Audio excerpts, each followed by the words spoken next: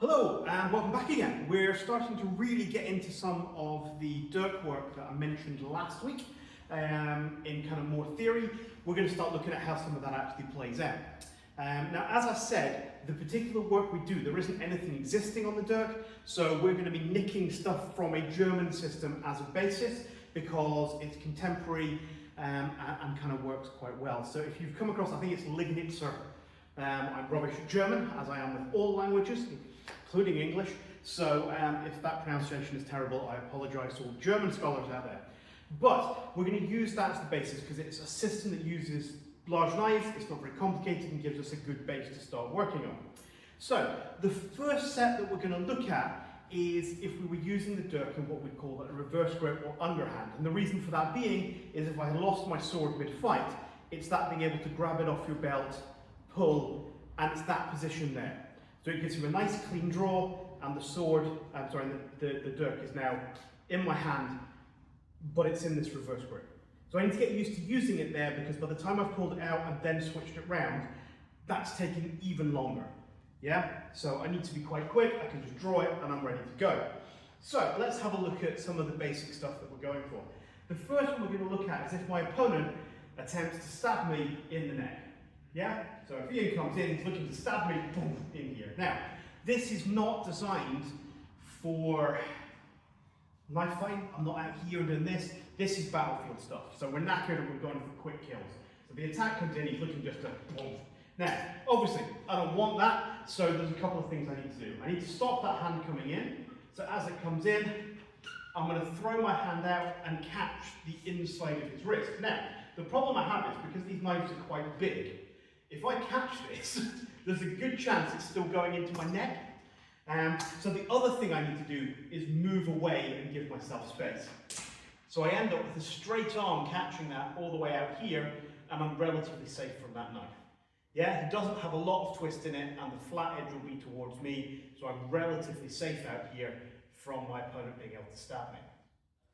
So, attack comes in, I'm going to step out, and if I want to, there is nothing to stop me just slamming my knife in wherever I choose whilst I have this held. The other option I've got is I can twist this round and pull it into my hip. And this will twist, lock up the arm, and make things really uncomfortable, and now I can stab it. Yeah?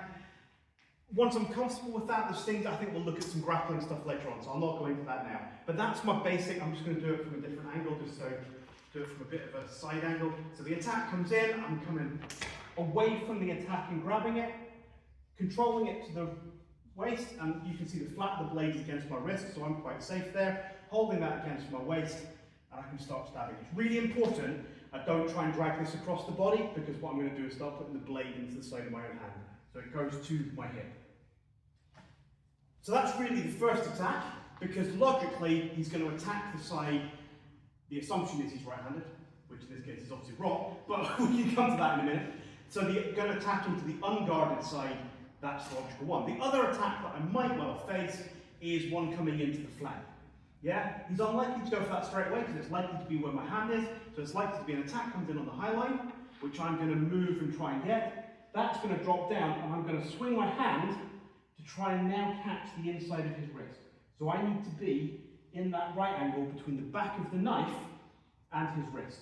From there, I can wrap that over and pull that against my chest. Yeah? And again, I've put the knife really close to my own throat. If I turn around so you can see. But I have complete control over this. And even a bruiser like Ian can't actually stab me in the neck here. And again, from here, I just start stabbing away at whatever I need to do there. You know, slice up the inside of the arm, across the neck, whatever I want to do. So, again, it comes in high, I'm moving away, it didn't work, catch, wrap, then I'm going to look at stabbing it once I've got control of that knife. Try it from the other side as well, just in case that helps. So attack comes in, I'm moving away, and catch, down, wrap. Yeah, once I've got it in this position, then I can start worrying about actually killing my opponent. Yeah, equally, if I wanted to, I could at this point probably just look to drag him down to the floor or any number of other things. But as I said, we'll look at grappling later. Now,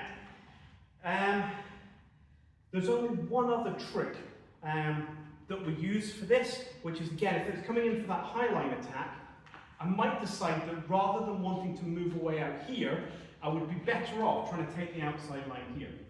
However, I don't want to try and do that just with my empty hand, because there's a lot of sharpness around here and exposing the inside of my wrist to the tip to try and get around that side. So instead what I'm going to do is, as that happens, I'm going to use the inside of my knife, that same right angle I exploited a minute ago, to grab and control his wrist and lift it up above my head as I move to that outside line. Yeah? So the attack comes in, I'm going to catch it, move it, control to the outside line. We show that from another angle. Should we do it from back? That's probably works well. Attack comes in, I'm going to catch, move it around, and then from there, I'm probably not going to try and control this, but from here I've obviously got straight attacks, stabs, I can even just move past it. But those give me options that I can use. And all of that is with the sword in this reverse grip. Now, if he comes in on the other side, this is where I start having problems. Because I can't twist and move away. This is not a good structure for me. This is where he just leans on the other, just brings the other hand round. And yeah, I end up losing that kind of tug of war, kind of the opposite of tug of war, you know what I mean. So ideally what I want to do is stop it with the knife, so when the attack comes in, I want to stop the knife here. Yeah? Which is fine if I can get that. In fact, we will leave that for this week, because I'm realising this is already going on a bit. I'll pick it up next week, what I was going to talk about. So from here I can catch and use the knife into the inside of the wrist, control the elbow, and then I can get stabbing. Yeah? Equally, if the attack's coming in, it's going to be that high, probably going for the low, I can spin that round and again catch here.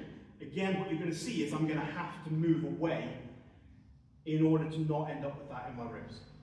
Once I've got that, control the elbow, start stabbing.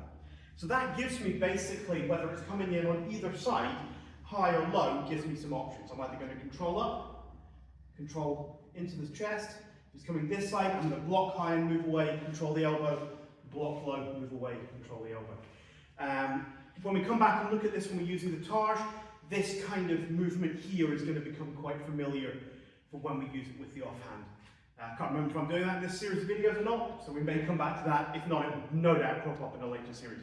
So that's the underhand or reverse grip. Next week we're going to be looking at the foregrip or the fencer's grip, overhand, whatever you want to call it. But when we've actually had the chance to put the knife in a more sensible position, we'll be dealing with how we look at that next week. So until then, have a great time and enjoy playing with your knives.